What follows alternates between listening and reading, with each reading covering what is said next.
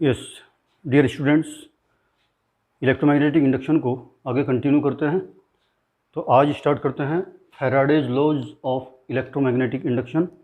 मैं बताया था कि फैराडे ने एक्सपेरिमेंट किए थे इलेक्ट्रोमैग्नेटिक इंडक्शन के, यानी उसने ये कॉन्सेप्ट क्लियर किया था कि अगर ओर्स्टेड के अकॉर्डिंग एक current carrying conductor magnetic field generate कर सकता है तो मैग्नेटिक फील्ड से भी किसी कंडक्टर में करंट जनरेट की जा सकती है। और इसके लिए उन्होंने डिफरेंट एक्सपेरिमेंट किए और उन एक्सपेरिमेंट से दो लॉ निकाल के दिए जिनको फैराडे लॉज के नाम से जानते हैं। तो उनमें फर्स्ट लॉ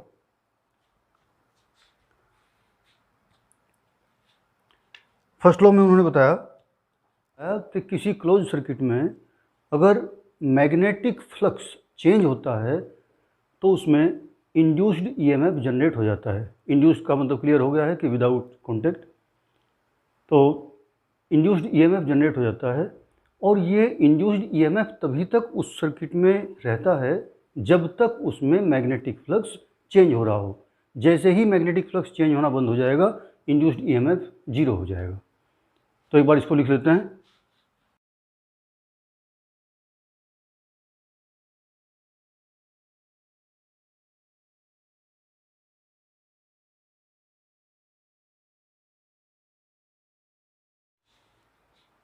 उसके बाद सेकंड लॉ इसी तरह से। सेकंड लॉ में उन्होंने बताया कि जो इंड्यूस्ड ईएमएफ जनरेट होगा उसकी स्ट्रेंथ, उसका मैग्नीट्यूड प्रोपोर्शनल होता है जो उसमें मैग्नेटिक फ्लक्स चेंज होने का रेट है। जितनी तेज़ी से, जितने ज़्यादा रेट से मैग्नेटिक फ्लक्स चेंज होगा उतना ही स्ट्रॉन्ग इलेक्ट्रोमोटिव फोर्स जनरेट हो जाएगा। तो इसको ऐसे लिख लेते हैं, the magnitude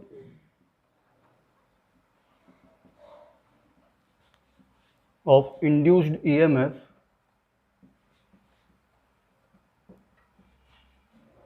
is directly proportional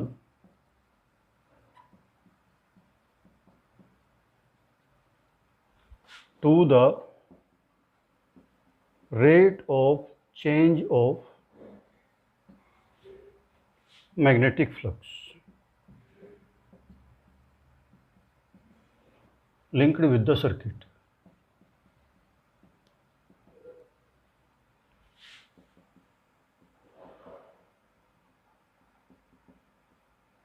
That is,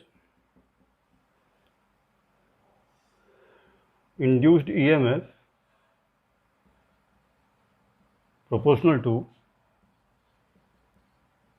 rate of change of magnetic flux.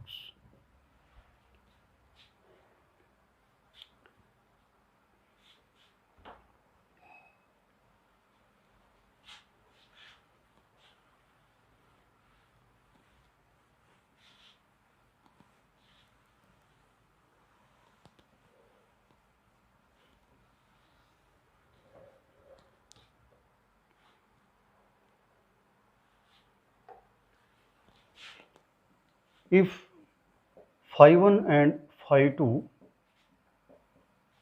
are the magnetic flux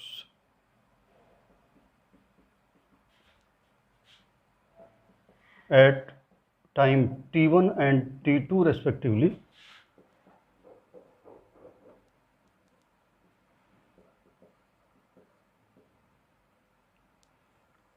then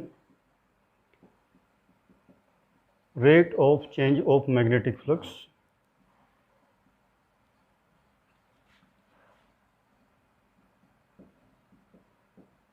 हो जाएगा जितना फ्लक्स में चेंज हुआ और जितना टाइम में चेंज हुआ। Change in magnetic flux upon change in time. अगर इनके डिफरेंस को डेल्टा फाई लिख सकता हूँ और नीचे टाइम के डिफरेंस को डेल्टा टी लिख सकते हैं। इंड्यूस्ड ईएमएफ का हम सिंबल देते हैं स्मॉल ई। तो therefore induced EMF e proportional to delta phi upon delta t. Proportionality का साइन हटाएं और ई इक्वल टू कोई कांस्टेंट लगा देते हैं k delta phi upon delta t, और k की वैल्यू एक्सपेरिमेंटली आती है 1, तो देयरफॉर E इक्वल टू हो गया delta phi upon delta t. लेकिन यहाँ एक बात ध्यान रखने की है, अभी हम मैग्नीट्यूड की बात कर रहे हैं, सेकेंड लॉ में मैग्नीट्यूड ही लिखा है, लेकिन इंड्यूस्ड ईएमएफ की टेंडेंसी मैं जो एक्सपेरिमेंट बताए थे 3, उनमें क्या थी कि ये उसी कोज को अपोज कर रहा था जिससे खुद जनरेट हो रहा था। यानी कोयल की तरफ अगर नॉर्थ पोल ला रहे थे तो ये कोयल भी अपने सामने, इसके सामने नॉर्थ पोल ही जनरेट करके इसको अपोज कर रही थी। तो उस अपोज की सेंस को हम यहाँ दिखाएंगे माइनस से। मैग्नीट्यूड से फर्क नहीं पड़ा इस पर, लेकिन ये दिखाता है कि rate of change of flux is opposed by induced EMF. तो ये माइनस इंडिकेट्स अपोजिशन, तो यहाँ पे माइनस जरूर ध्यान रखेंगे। तो minus sign indicates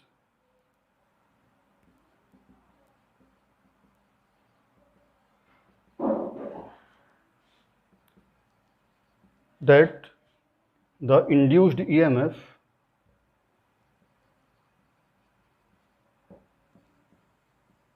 opposes the change of flux in the circuit।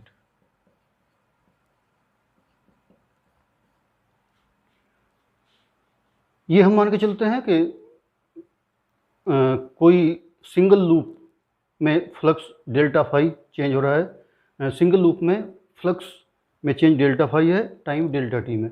अगर सिंगल लूप की बजाय डबल लूप हो, ट्रिपल लूप हो, तो उसी से मल्टीप्लाई होती जाएगी। अगर एन लूप की कोई कोयल है तो फिर यहाँ पे टर्न्स की मल्टीप्लाई हो जाएगी। तो ये लाइन मैं ऊपर लिख देता हूँ।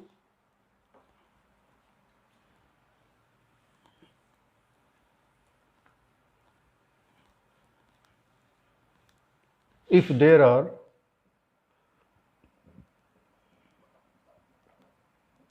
n loops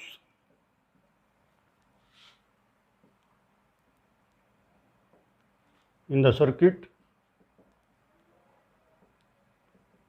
then induced EMF E equal to होना चाहिए minus n delta phi upon delta T.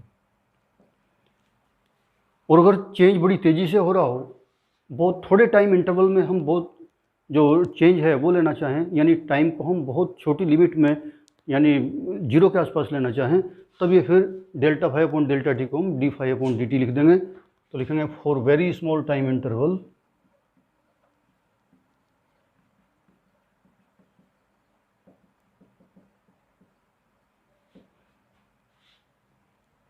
तो ई को लिखा जा सकता है minus n d phi upon d T.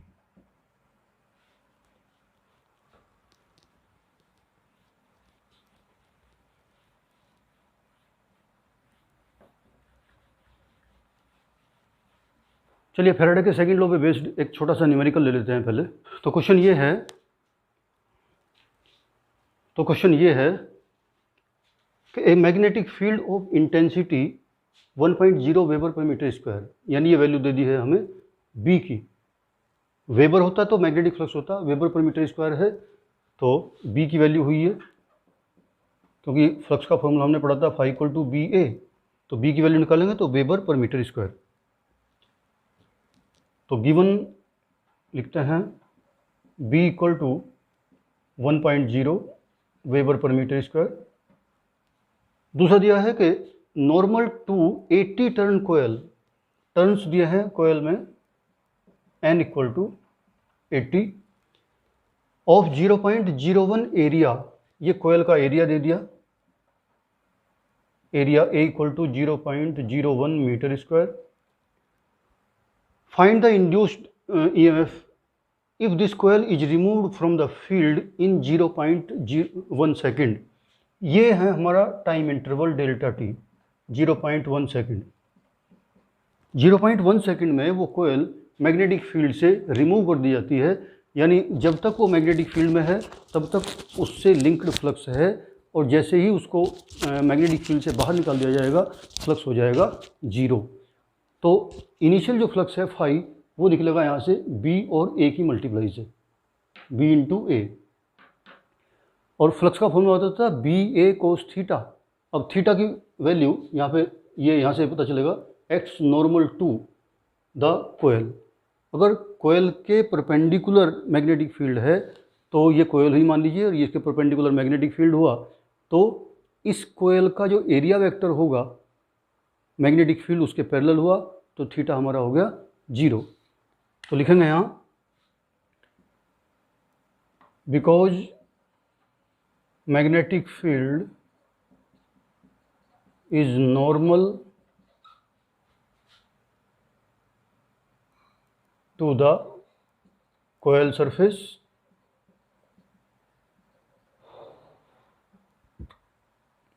therefore angle theta equal to 0 डिग्री। किस किस के बीच में बोला है? यह है magnetic field B between magnetic field B and area vector. तो theta equal to 0, therefore initial flux, magnetic flux से मतलब है यानी फाई 1 इक्वल टू हो गया हमारा बी ए कोस 0 या कोस थीटा लिख देता हूँ। बी की वैल्यू है स्टार्टिंग में 1.0, एरिया की वैल्यू है 0.01 और ये हो गया कोस 0, कोस 0 की वैल्यू होती है 1, तो इनकी मल्टीप्लाई होकर आ गई 0.01 वेबर। फ्लक्स है ये। आफ्टर रिमूवल, ये लिखा है इसने, if the coil is removed, after removal of the coil from the field,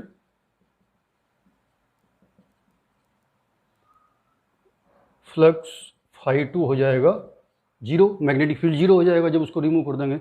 तो फाई 2 फाई 1 दोनों की वैल्यू हमारे पास आ गई है, दोनों का डिफरेंस करके डेल्टा फाई निकाल देंगे।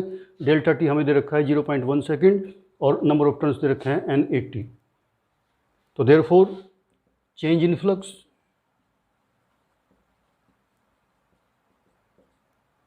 डेल्टा फाई जिसे कहेंगे फाई 2 माइनस फाई 1, ध्यान रखेंगे फाई 2 में से फाई 1 लेस करेंगे यानी 0 माइनस 0.01 दैट इज माइनस 0.01 आ जाएगा वेबर। और डेल्टा फाई हमारे पास आ गया, डेल्टा टी हमें दिया हुआ है, एन हमें दिया हुआ है, सीधा फॉर्मूला में वैल्यू रखते हैं। तो मैं थोड़ा मिटा देता हूँ इसको।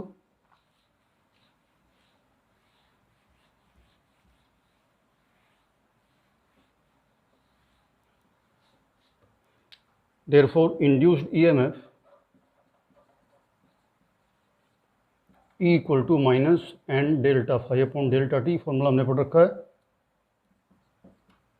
तो माइनस एन की वैल्यू है 80, डेल्टा फाई की वैल्यू पहले ही माइनस आई, माइनस 0.01 और डेल्टा टी की वैल्यू थी 0.1, तो इनको मल्टीप्लाई किया, माइनस माइनस की मल्टीप्लाई प्लस हो गई, 80 की मल्टीप्लाई करूँगा यहाँ पे तो कितना हो जाएगा 0.80 अपॉन 0.1, पॉइंट से पॉइंट काट दीजिए तो आ गया 8 वोल्ट। तो इस तरह से न्यूमेरिकल अगर आता है तो आसानी से कर देंगे। तो नेक्स्ट लेते हैं लेंजिज लॉ।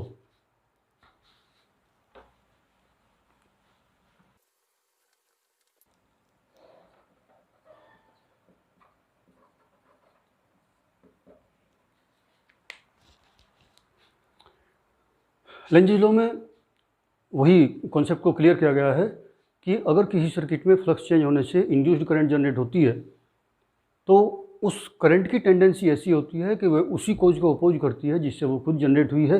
वो माइनस साइन जो था वो लेंजिज लॉ के अकॉर्डिंग ही आया था फॉर्मूले में, E equal to minus n d phi upon d t जो लिखा था मैंने। तो इसको लिख देते हैं अकॉर्डिंग टू दिस लॉ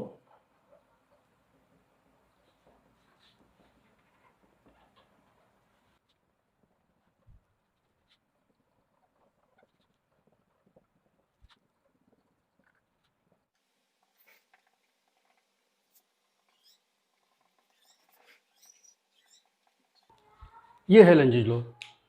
तो according to this law the direction of induced current in a circuit is such that it opposes the change in magnetic flux due to which it is generated या it is produced. यानी जिस magnetic flux के change होने से ये induced current generate होती है ये उसी को अपोज करती है। तो वो मैंने आपको बता ही दिया था कि जब मैग्नेट किसी कोयल के सामने लाते हैं तो नॉर्थ पोल अगर ला रहे हैं तो कोयल में भी सामने नॉर्थ पोल जनरेट हो जाता है क्योंकि वो उसे अपोज करना है। तो ये लेंजेज लॉ। इसके डायग्राम वैसे तो मैं पहले ही बता चुका हूँ, थोड़ा सा एक बार हिंट फिर दे देता हूँ कि ये अगर हमारी कोयल थी और हम इसके सामने मैग्नेट का नॉर्थ पोल ला रहे थे, याद होगा वैसे तो सामने इसमें करंट ऐसी जनरेट होनी है लेंज लॉ के अकॉर्डिंग कि जो इसकी मोशन को अपोज करेगी। अब नॉर्थ पोल को तो नॉर्थ पोल ही अपोज करेगा, इसलिए सामने की से देखने पे कोयल में अगर करंट एंटी क्लॉकवाइज जनरेट होती है तो ये नॉर्थ पोल बन जाएगी। और नॉर्थ पोल को आप याद रखने के लिए ऐसे भी बना सकते हैं। ये देखिए जिधर एन चल रहा है उधर ही डायरेक्शन करंट की। तो कौन सा पोल जनरेट होना है तो नॉर्थ पोल का थोड़ा सा ये भी समझने में आसानी रहती है। तो ये लेंजेज लॉ के अकॉर्डिंग अब अगर इसकी मैग्नेटिक फील्ड लाइंस देखें तो नॉर्थ पोल से बाहर निकलती हुई ऐसे होनी चाहिए थी। अब अगर हमें इसके द्वारा जनरेटेड मैग्नेटिक फील्ड की लाइंस की डायरेक्शन भी पूछी जा सकती हैं तो नॉर्थ पोल से मैग्नेटिक फील्ड लाइंस बाहर निकलती हैं। ये सामने है तो मैग्नेटिक फील्ड लाइंस यहाँ से बाहर निकाल दीजिए ऐसे। ये करंट कैरिंग कंडक्टर है, राइट हैंड को हाथ में पकड़ेंगे तो वैसे भी करंट की डायरेक्शन इसके चारों ओर होंगी और ये चारों ओर ये मतलब सर्किल बनाएंगी कंप्लीट इस तरह से। उसी तरह से यहाँ इस तरह से, और बाकी लाइंस को आप ऐसे दिखा दीजिए।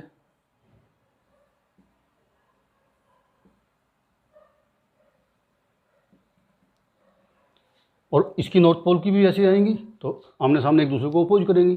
तो ये भी इससे कंसेप्ट से भी समझ में आ सकता है। अगर इसको दूर ले जाएंगे तो बिल्कुल डायरेक्शन ये भी अपोजिट हो जाएगी और ये जो डायरेक्शन है मैग्नेटिक फील्ड लाइंस की ये भी अपोजिट हो जाएंगी। तो लेंजेज लॉ थोड़ा सा और मैं समझता हूँ क्लियर हो गया होगा। नेक्स्ट आते हैं फ्लेमिंग्स राइट हैंड रूल।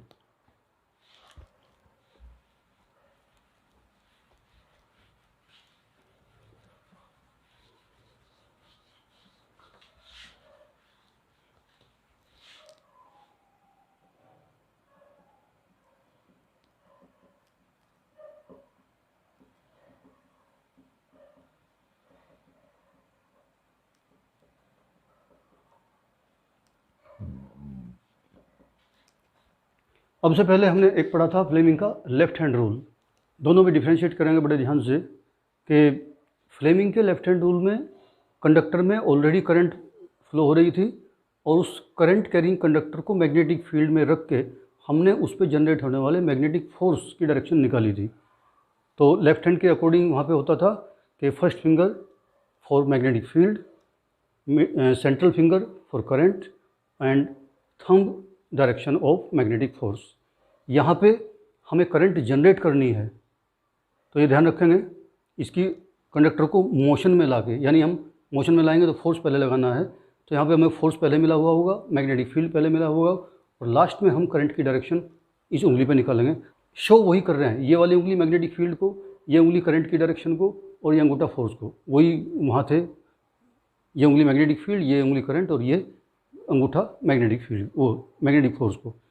तो अब की बात फिर बिल्कुल सेंस वही है कि अगर हम राइट हैंड की द थंब और नियर बाई 2 फिंगर्स को म्यूचुअली परपेंडिकुलर एक्सपेंड करें तो अगर फर्स्ट फिंगर मैग्नेटिक फील्ड को शो करे और अंगूठा कंडक्टर की डायरेक्शन को शो करे, मोशन की डायरेक्शन ऑफ मोशन को शो करे या फोर्स की डायरेक्शन को शो करे, तो सेंट्रल फिंगर उस कंडक्टर में इंड्यूस्ड करंट की डायरेक्शन को शो करेगी। तो लिखते हैं इसमें